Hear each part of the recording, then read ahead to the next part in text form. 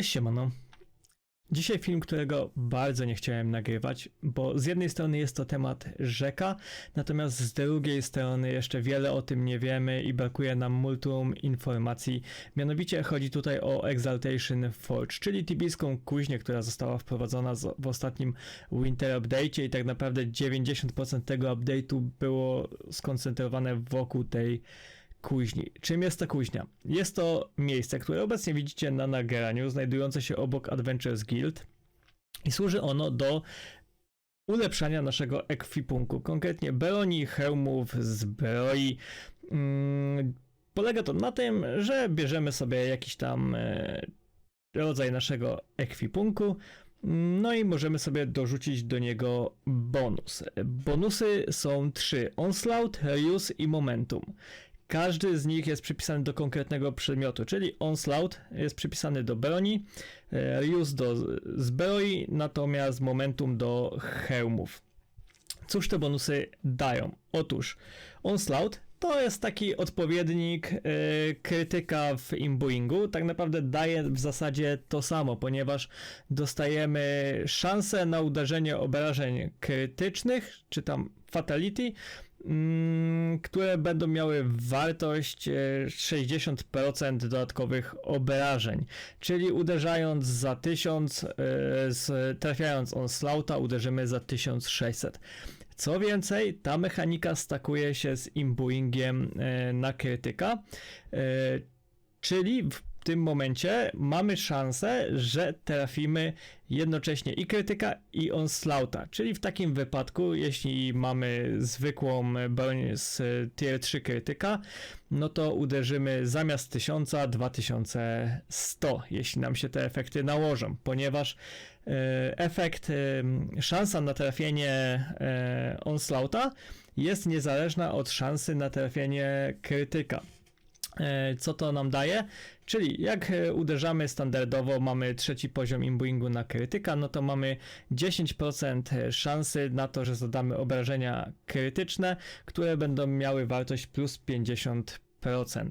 Natomiast Onslaught, jego szansa na trafienie jest zależna od poziomu ulepszenia. Do poziomu ulepszenia sobie za chwilę dojdziemy.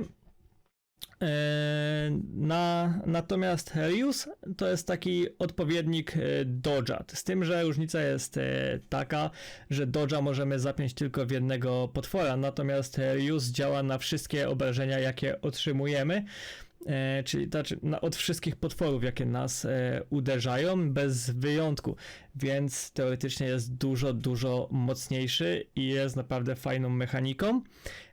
I również tutaj, tak jak w przypadku dodge'a czy kryta mamy jakąś tam szansę na wystąpienie, tak tutaj w zależności od poziomu ulepszenia ta szansa, że ten Reuse zostanie aktywowany, jest zależna od poziomu ulepszenia. No i ostatni bonus, czyli ten z hełmów Momentum, jest to szansa na to, że nasz cooldown zostanie skrócony na dane umiejętności tier 2, czyli na przykład na wave'y, na ueki, jakieś exura, grand shot, tego typu rzeczy, debuffy itp. Natomiast jego mechanika jest troszkę bardziej skomplikowana, ponieważ nie działa on tak, że uderzamy my potwora, czy potwór uderza nas, tylko co 2 sekundy losowana jest szansa na to, że nasz cooldown zostanie skrócony o 2 sekundy, tak? Czyli rzucamy na przykład UEK-a, mamy cooldown na UEK-a, no i przez cały czas trwania tego cooldownu co 2 sekundy jest tak jakby kręcono koło fortuny, i mamy jakąś tam szansę na to, że ten cooldown nam o 2 sekundy spadnie, czy też jak mamy cooldown na Terahura, czy Fire Wave'a, czy innego spela. Ważne jest to, że musimy mieć cooldown i musimy mieć PZ Locka, czy tam Battle, czy jak to zwał, tak zwał. W tym momencie po prostu ten efekt jakby ma szansę aktywowania się i w momencie jak się aktywuje, no to wszystkie nasze cooldowny spadają o 2 sekundy. Natomiast tak jak w poprzednich przypadkach, szansa na to zależna jest od poziomu ulepszenia. W tej chwili na ekranie widzicie, że ja stojąc obok kuźni widzę, jaki był efekt próby ulepszenia innych graczy, czyli jeśli ktoś obok mnie próbuje ulepszyć jakiś przedmiot, no to ja widzę, czy mu się udało, czy mu się nie udało i tak dalej. Jest to taki ekstra, powiedzmy, feature, że jak idziemy sobie na przykład więcej osób ulepszyć, bo ktoś będzie ulepszał na jakiś wysoki poziom, no to wszyscy widzą, czy się udało. Ale abstrahując od tego, wróćmy sobie do samej kuźni. Tak jak wspomniałem przed chwilą, szansa na wystąpienie danego efektu zależna jest od poziomu ulepszenia naszego przedmiotu. Natomiast poziomów ulepszenia liczba jest różna w zależności od klasy przedmiotu, więc przejdźmy sobie najpierw do klas przedmiotów. Wszystkie przedmioty w Tibi, znaczy wszystkie, zbroje, bronie, czy tam różdżki i hełmy zostały podzielone na 4 klasy. Klasa pierwsza, druga, trzecia oraz czwarta. Przynależność przedmiotu do danej klasy nie jest uzależniona od tego, jak mocny jest przedmiot, tylko od tego, jak dużo tych przedmiotów występuje w grze, jak są rzadkie. Im rzadszy przedmiot, tym wyższa klasa tego przedmiotu. Co za tym idzie? Dla przykładu Jalahar Masków jest dużo, więc Jalahar Mask ma tam klasę drugą, tak? Na przykład Berskinów jest relatywnie dużo, więc Berskin ma klasę trzecią. Natomiast soulowych armorów, czy falconowych przedmiotów, czy lionowych cobra przedmiotów nie jest już na serwerach tak dużo, więc mają one klasę czwartą. I co do klas, warto to zapamiętać, bo o tym będzie jeszcze mowa. I cóż, dlaczego tak istotne są te klasy? Przede wszystkim dlatego, że w zależności od tego, w jakiej klasie jest przedmiot, tym wyższy poziom ulepszenia możemy w niego włożyć. Przedmioty pierwszej klasy mogą mieć pierwszy poziom ulepszenia, drugi poziom ulepszenia, trzeci, natomiast przedmioty czwartej klasy mogą mieć aż 10 poziom ulepszenia. I co z tych poziomów ulepszenia wynika? Tak jak mówiłem wcześniej, im wyższy poziom ulepszenia, tym większa szansa na aktywację danego efektu. I tak, Onslaught, czyli ten krytyk, na pierwszym poziomie ma 0,5% szansy na to, że nam się aktywuje przy zadawaniu obrażeń, natomiast na 10 poziomie ma on ponad 9%, 9,05% szansy na to, że trafimy to obrażenia krytyczne, czy tamtego Onslaughta, czyli prawie na 10 tierze ma prawie tyle co imbu nakryta. Reuse, czyli ten dodge, ma na pierwszym tierze 0,7% szansy, że nam się aktywuje w momencie, jak potwór nas zaatakuje.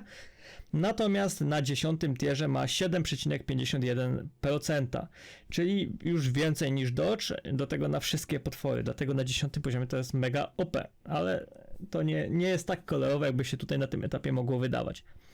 Natomiast momentum na pierwszym poziomie ma 2% szansy na to, że co 2 sekundy wylosuje nam się skrócenie cooldownu, natomiast na 10 poziomie ma 24,05% szansy, czyli prawie 1/4, mniej więcej 1 na 4, 1 na 5 razy będziemy dostawać skrócenie cooldownu przy 10 tierze. Niestety też nie jest tak kolorowo i to zwiększenie tych szans nie idzie liniowo. Jeśli chodzi o Onslaughta, to jest mniej więcej 0,5% na każdy tier, ale aczkolwiek to się tam minimalnie wraz ze wzrostem tierów zmienia. Przy Ryusie to jest średnio około 0,7, natomiast przy Momentum to jest średnio około 2% na każdy tier. Mamy tutaj przyrostu szansy na aktywację danego efektu. Troszkę ponad 2% nawet. Dobrze. Co jeszcze do tego wynika z klasy przedmiotów oraz z poziomów ulepszeń?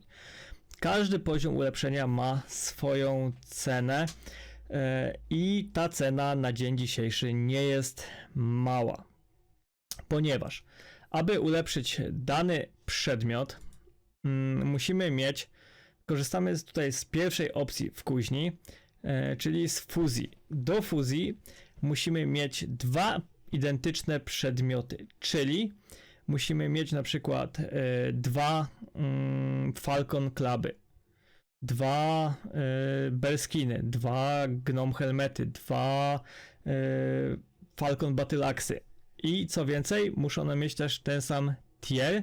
No nie mogą mieć imbuingu, a to jest naprawdę to, czy one mają imbuing, czy nie, byłoby tutaj najmniej istotne i najmniej problematyczne. I w tym momencie, kiedy mamy 2 takie same przedmioty, mamy do tego peroszki, które zbieramy z potworów. Do peroszków sobie tak naprawdę dojdziemy. Oprócz tego możemy zwiększyć naszą szansę na to, że ulepszenie zakończy się powodzeniem. Standardowo ta szansa wynosi 50%, czyli 50-50, albo wejdzie, albo nie wejdzie. Natomiast po użyciu Exalted Core'a ta szansa wzrasta do 65%.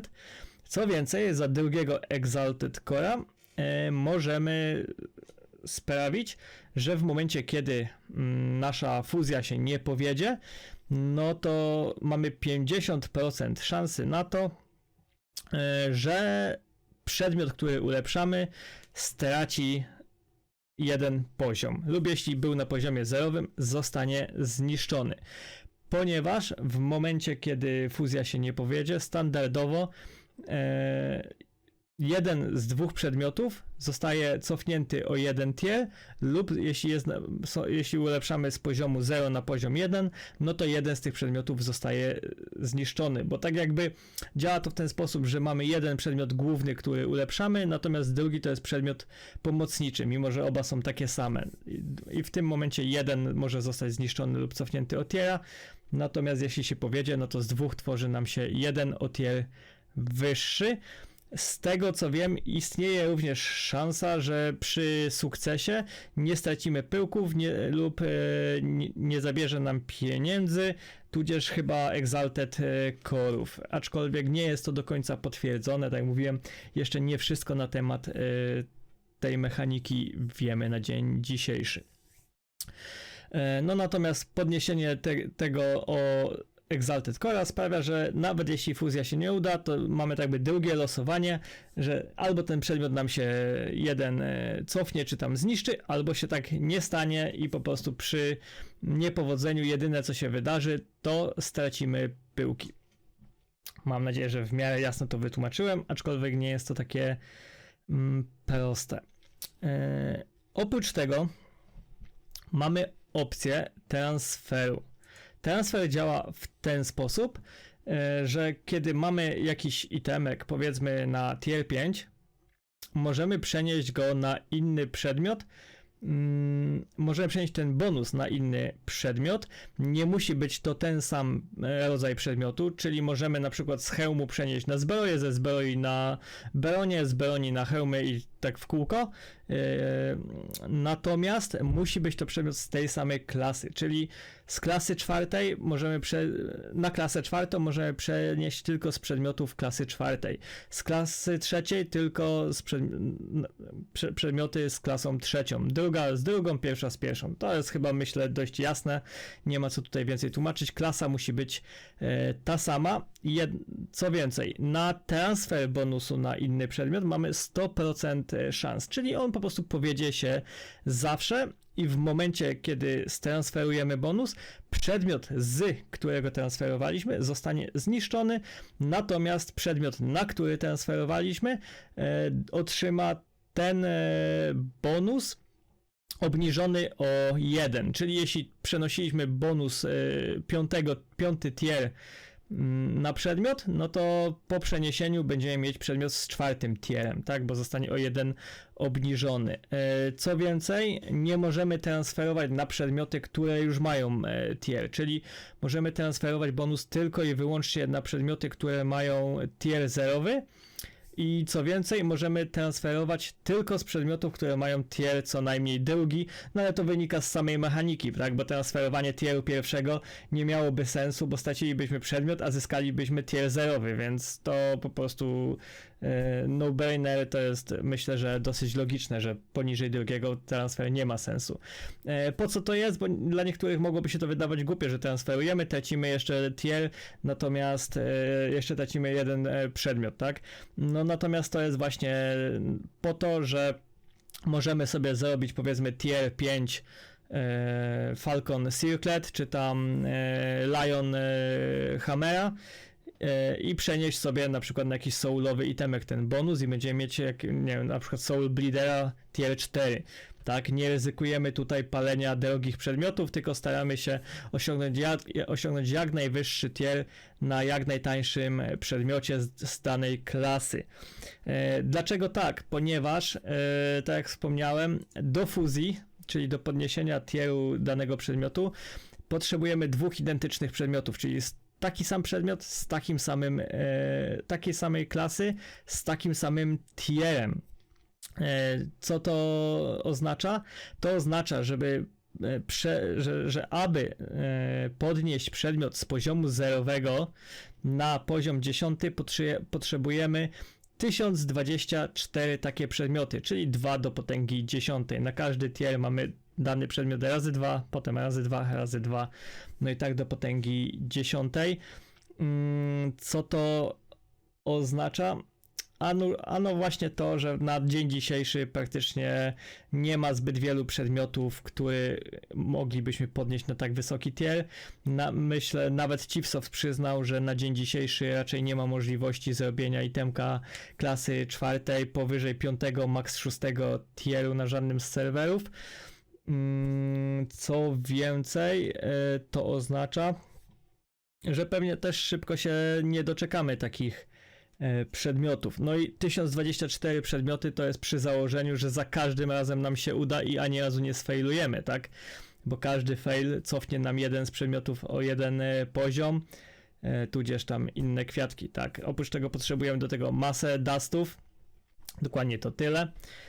No i co więcej, tak samo pieniążków, bo do tego jeszcze nie doszliśmy i największy tutaj płacz wśród graczy wywołuje fakt tego, jak wysokie są ceny ulepszeń, a ceny ulepszeń są kosmiczne. Po pierwsze, zależą one od klasy postaci, nie postaci, tylko przedmiotu, ponieważ klasy poniżej 4, tier 1 kosztuje 750, pierwszej i drugiej 750k, natomiast każdy następny razy 2,5. Klasy trzeciej kosztuje, tier 1 kosztuje 4kk, no i potem razy 2,5, natomiast przedmioty klasy czwartej kosztują na tier 1 8kk i później każdy kolejny tier razy 2,5. Co z tego wynika? No, jeśli faktycznie po drodze się nic nie zmienia ze skalowaniem ceny, a takiej informacji nie mamy, bo jeszcze nie widziałem, żeby ktokolwiek zrobił powyżej 3 tieru na jakimś przedmiocie, no to ostatni tier, czyli 10, a w zasadzie próba zrobienia przekucia przedmiotu na tier 10 będzie kosztować 30kk, czyli 30 miliardów GPK-ów, czyli jakieś pi razy drzwi 20 Ferumbras chatów. Na dzień dzisiejszy przynajmniej takie mamy przewidywania i założenia. Prawdopodobnie może się to sprawdzić, no tak, ale tak jak mówię, nikt tego jeszcze w 100% pewien nie jest. No i to tak naprawdę ta gotówka jest największym problemem. Jak omówiliśmy sobie fuzję, omówiliśmy sobie transfer, przejdźmy sobie jeszcze do konwersji. W konwersji mamy możliwość wymiany pyłków. Skąd wziąć pyłki? To zaraz sobie dojdziemy. Na slivery. Natomiast slivery możemy wymienić na Exalted Core. Exalted Core wspomniałem już wcześniej. Jeden Exalted Core jest potrzebny do transferu bonusu z jednego przedmiotu na drugi, natomiast przy fuzji zwiększają one naszą szansę na powodzenie, tudzież na to, że nie stracimy, czy tam nie pogorszymy sobie przedmiotu. A same slivery poza tym nie służą do niczego. Jest to bardziej tylko taki przejściowy etap pomiędzy pyłkiem a Exalted Corem. Ostatnia opcja tutaj to zwiększenie pojemności pyłków, ponieważ standardowo mamy możliwość udźwignięcia 100 pyłków, maksymalnie może być to 250 z tego co pamiętam, natomiast żeby mieć 250 to musimy sobie podnosić pojemność tych pyłków. Jak widzicie, ja mam w tej chwili 129 pojemności, natomiast aby zwiększyć to na 130 będzie mnie to kosztować 54 pyłki, ponieważ powiększenie ze 100 na 101 kosztuje 25 i później każdy następny poziom kosztuje o 1 pyłek więcej. Także tanio nie jest, trochę tych pyłków pofarmić trzeba. No i przejdźmy sobie do tego, skąd wziąć pyłki. Otóż wraz z wprowadzeniem kuźni Chipsoft wprowadził nowe rodzaje potworów, a nawet nie do końca rodzaje potworów, co wzmocnienia potworów. I otóż potwory, które normalnie respią nam się na mapie, mają szansę zrespić się wzmocnione z poziomami od 1 do 5. Jest to losowo, jak zabijemy potwora, to w momencie jak będzie się na nowo respił, ma on szansę zrespić się wzmocniony z poziomem od 1 do 5. Od tego jaki ma poziom zależy ile pyłków z niego wypadnie. Im wyższy oczywiście poziom danego potwora, tym więcej pyłków może z niego wypaść. Na pierwszym poziomie to jest od 1 do 3 pyłków, natomiast na 5. poziomie od 5 do 25 pyłków. Oprócz tego, że wypadają z nich ze wzmocnionych potworów pyłki, mają one po prostu więcej HP i troszkę mocniej biją. Oprócz tego są też dodano potwory, które się nazywają Fiend. Są to takie potworki, które mają nazwę potwora w złotej obwódce i są znacznie mocniejsze niż zwykłe, czy nawet te wzmocnione potwory.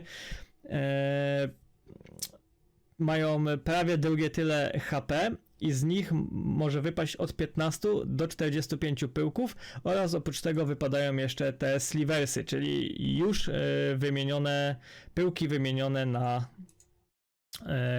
na kolejny tak jakby etap.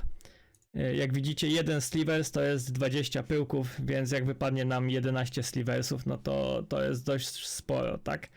To jakby ponad 200 pyłków. No i co jeszcze z tymi mocnymi potworami? Są one mega wzmocnione, tak jak mówiłem, mają prawie drugie tyle HP co standardowy potwór, natomiast biją znacznie więcej. Widziałem na streamach Inka, który potrafił na turę uderzyć 5000. Miałem okazję bić piórko na lodowej bibliotece, które ściągało mi utamę praktycznie na strzała, więc biją dużo mocniej i o ile jakieś tam zwykłe mopki, nawet jak są wzmocnione, to za wiele nas nie uderzą, o tyle te najmocniejsze naprawdę potrafią przywalić. Także jak widzicie złotego mobka, miejcie się na baczności. No tak jak wspomniałem, to są zwykłe moby, które są po prostu wzmocnione. Równie dobrze może być to żaba, wilk, szczur, a jak demon, grimlich czy firebug. Co więcej, złote potwory jednocześnie mogą być na mapie zrespione 3. Dodano nowy czar, który pozwala nam szukać tych potworów na mapie. Jest to Exiva, pokazująca nam najbliższego z tych fiend potworów. I co jeszcze warto wiedzieć? Taki potwór po godzinie od pojawienia się może zniknąć. Znaczy, na pewno zniknie, jeśli nikt go wcześniej nie zabije. Jest to mechanika zaimplementowana po to, że jeśli fiendem stanie się potwór, do którego nie ma dostępu, no to żeby nie blokował nam tak jakby slota dla fienda do zapisu serwera, no to po godzinie, jeśli nikt go nie zabije, po prostu ten efekt z niego schodzi i przerzuca się na innego potwora, ponieważ fiendy nie muszą się zerespić, czyli nie musimy zabić moba, żeby zespił się fiend, tylko wystarczy, tylko po prostu ten efekt jakby nakłada się na już żyjącego potwora. No i dobrze, jeśli sobie omówiliśmy to, skąd wziąć pyłki, omówiliśmy sobie jakie mamy klasy, tiery, co one nam dają, jak działa ta kuźnia mniej więcej, mam nadzieję, że w miarę jasno to wytłumaczyłem. Widzę, że film już trwa ponad 20 minut, ponieważ tak jak mówię, jest to dosyć zawiła mechanika. Samo to, że możemy transferować na przykład ze zbroi na broń czy na hełm, no to już się troszeczkę niektórzy przy tym gubią. Najważniejsze, tak jak mówię, żeby pamiętać, że muszą być to itemy tej samej klasy, że muszą być to itemy tego samego tieru, aby móc je ze sobą zmerdżować. No i może tak na koniec jeszcze powiem wam, co ja o tym myślę. Otóż jeśli chodzi o same bonusy, to czy ten dodge, czy skrócenie cooldownu na wysokich tierach na pewno to będzie mega OP. Crit wydaje mi się, że najsłabszy z tych trzech bonusów i według mnie da nam on w praktyce najmniej. Na pewno podniesie obrażenia, na pewno podniesie nam mega expa, przynajmniej na tych potworach, które mają mniej HP, bo wiemy jak crit na nich podnosi, czy choćby czarmy, jak podnoszą tutaj nam obrażenia. Low blow na takim flimpsy choćby nawet daje nam bardzo dużo, więc ten crit tam będzie dawał dużo. Natomiast na tych potworach, które mają dużo HP, on nie będzie już tak bardzo efektywny, myślę. Natomiast Reuse, czyli ten dodge, będzie dawał mega dużo i im mocniejsze potwory, tym będzie dawał więcej i to jest według mnie jedyny bonus, który warto robić na dzień dzisiejszy i warto robić go czy to na słabszych zbrojach, czy to na tier 4 może nie do końca, no bo problem tu się pojawia taki, że wtedy blokujemy sobie daną broń. Jeśli zrobimy sobie tier 2 czy tier 3 na danym przedmiocie, to już później nie będziemy go mogli ulepszyć, znaczy jedyną opcją na ulepszenie będzie spalenie drugiego takiego samego przedmiotu, co przy soulowych czy falconowych itemach zaczyna tworzyć delikatny problem tutaj, tak? No bo te przedmioty są po prostu drogie i dlatego myślę, że na dzień dzisiejszy na przykład ulepszanie souli niespecjalnie się może opłacać. Co więcej, nawet przy niskim tierze ten dodge będzie bardzo mocny, no bo nawet ten 1 czy 1,5% szansy, kiedy dostajemy bardzo dużo ataków, na pewno Knightowi pomoże. Wiemy jak dodge na jednego potwora pomaga Knightowi wystać klatę potworów, no to ten na pewno mu nie zaszkodzi, a na pewno pomoże, więc myślę, że to jest bonus, który warto teraz zainwestować. Na pewno ja w kryta nie będę inwestował i na pewno nie będę w momentum inwestował, bo myślę, że po prostu na dzień dzisiejszy ich cena do benefitu, jaki nam dają, jest po prostu nie warta wykładania tak dużej gotówki, bo ta szansa, że ten efekt nam wejdzie na tych pierwszym, drugim, trzecim tierze jest praktycznie zerowa. Momentum jak sprawdzałem, no to wchodziło mi mniej więcej 2 razy na 5 minut, więc to jest bardzo mało. Nie wiem jak na tier 3 by to działało, pewnie no lepiej, natomiast to jest naprawdę mało i tak naprawdę jeśli bijemy gdzieś dane tury i konkretne combo cały czas, to musielibyśmy się naprawdę dobrze koncentrować, żeby być w stanie wykorzystać po prostu to skrócenie cooldownu, no bo jakoś tak nie widzę, żeby się udało 2 razy z rzędu na przykład rzucić Terahura, bo akurat widzimy cały czas, że spadł nam cooldown. Też na przykład może nam ten cooldown spaść w momencie, kiedy tego tak naprawdę nie potrzebujemy, tak? Czyli zbiliśmy już klatę i spadnie nam cooldown i nic nam to tak naprawdę nie da, więc przy tak małej szansie po prostu wydaje mi się, że się to na dzień dzisiejszy nie opłaca. Tak samo crit, 1% szansy na crita, myślę, że tutaj za wiele nam nie da, dlatego ja osobiście planuję się wstrzymać, no bo jak policzyłem, że żeby ulepszyć sobie Falcon Circlet do tier 3 musiałbym wydać jakieś 200 kk, no to mi się troszeczkę odechciało, bo myślę, że znajdę dla 200 kk lepsze zastosowanie. Dobrze, i na dzisiaj w tym filmie to jest wszystko. No zgadałem się, ale chciałem wam to w miarę jasno wytłumaczyć. Nie wiem, czy się udało, bo tak jak mówię, jest tutaj bardzo dużo informacji, jest to dosyć zawiłe, no natomiast starałem się jak mogłem. Także ode mnie to już na dzisiaj wszystko. Zachęcam oczywiście do wpadnięcia do mnie na streamki na Twitcha. Pamiętajcie, by zostawić łapę w górę, pamiętajcie, jak ktoś jeszcze nie subskrybuje, a większość oglądających nie subskrybuje kanału, żeby to zrobić. No i ja się z wami żegnam, trzymajcie się, cześć, do usłyszenia.